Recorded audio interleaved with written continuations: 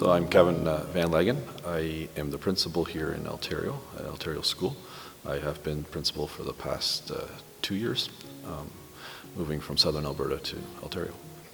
We had never heard of Altario before the offer came, but we just took a leap of faith and ended up here. I was the 5th principal in 5 years, right? So they wanted a principal that was going to stay and wanted to become part of the community. But they were very much welcoming, helped us move in, invited us to different things. And they were all about, we want not only Kevin, the principal, to be happy, but we want his wife and children to be happy, right? And to feel comfortable. And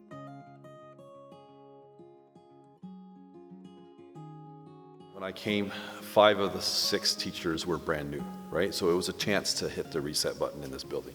I think it's easy to change an atmosphere, a little more difficult to change a culture.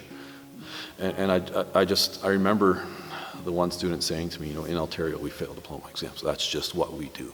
That's a horrible cultural recognition that needs to go. But to fundamentally change the results in academics is very difficult because it takes time. You can't just go overnight and snap your fingers and boom, it's better.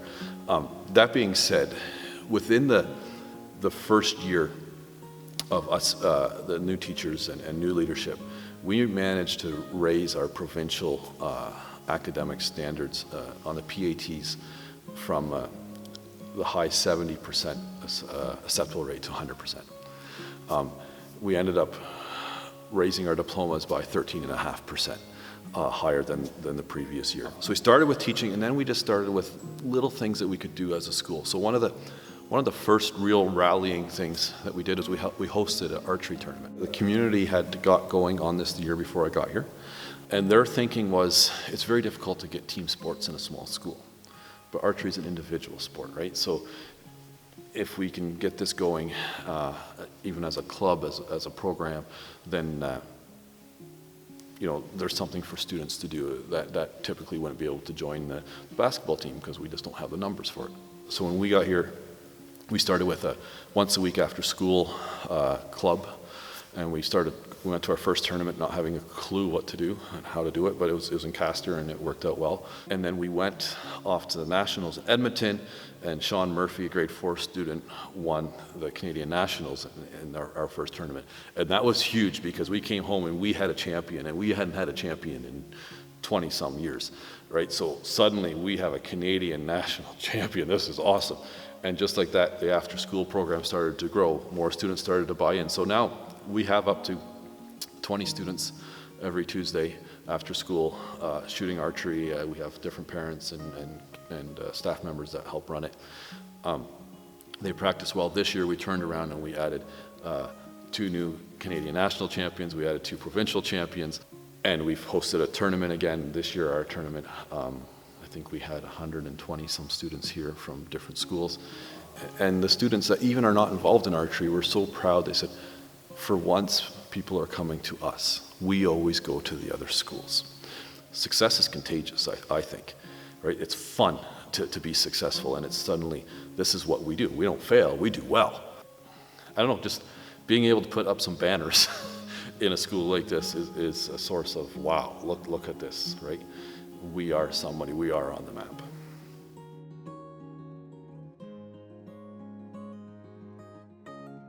Schools are anchors of communities and rural communities. And this is the case. This is where the community comes together, right? People saw the school somewhat as, I'm part of the school until my kids are done here. And then that's done, that chapter's done, right? And to every parent whose child graduated last year and it was their last child in the school, I said very loud and clear, that doesn't mean you're done here. You're welcome here. You can be part of whatever you want to be part of, right? This is still your school. Under my leadership, it's been very clear this school is wide open to everybody, and in any way, shape, or form. So whether it's adult volleyball, whether it's people wanting to come in for badminton, whether the 4-H club meets here, the Ag Society meets here, anybody asks, can we use the school? As long as it's a legitimate purpose, the answer is always yes. One of the initiatives that came out, started this year, I partnered with Neutral Hills Learning Center, and they come in here twice a week in the afternoons and in the evenings, and they teach about 12 foreign workers English. Working with Ukrainians, we discovered Ukrainians missed their gardens from Ukraine. They had these huge gardens, and they worked in a community garden project that worked with the local schools. And we were like, whoa, okay, here's the connection, right? So we went to the person that employs the Ukrainians and said, what do you think? And he said, absolutely, any equipment you need, anything you want, have it. And this idea started to grow. We found a location for the garden. We approached the Ukrainians. They're excited about it. We started approaching different groups, and we're in the infancy stages. But hopefully this time next year, we're getting our first harvest from a pretty significant community garden.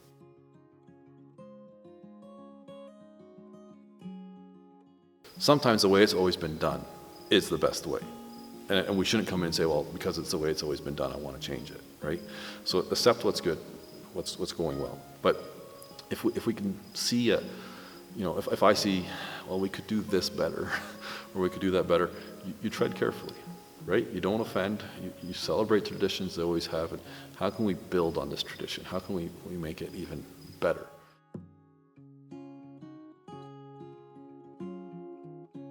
And I think if the one word it is to care. And how can you not be inspired by a leader who cares? It's really, that's, in my opinion, that's the secret. You're invested, you're here, you're present, you're visible, and it matters to you, right? And if you do that, people get on side. I'm excited to have my family in this community. For years, they've dealt with people coming in.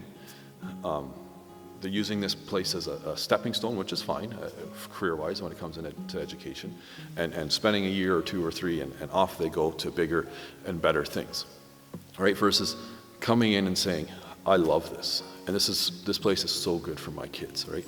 My own boys are in this school. We believe in this place. This is a good place to be. This is a place you want to raise a family. And when you have that belief, that attitude, it's amazing how you begin to change so many other things, right? At one meeting, I said to some parents, I said, where else would you want to raise your children? Has this been a good place to raise your kids? Well, it's been phenomenal.